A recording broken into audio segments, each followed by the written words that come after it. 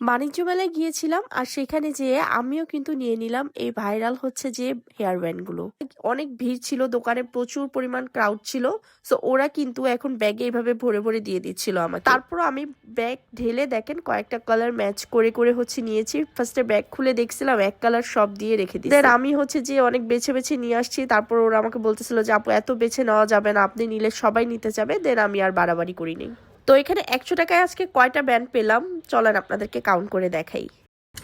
তো এখানে আমি খুলে নিয়েছি প্রথমে, দেখেন গুনি এখন 1 2 4 6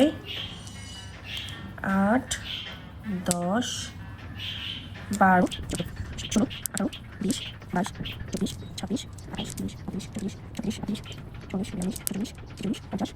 এখানে আছে হচ্ছে মোট 51টা, ঠিক আছে? এখানে 51টা আছে।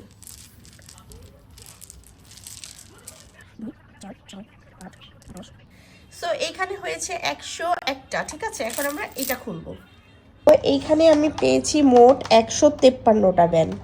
আর এইরকম হচ্ছে কালার হচ্ছে যে পেয়েছি কয়েকটা। এই কালারটা তার মধ্যে পেয়েছি সবচাইতে কম।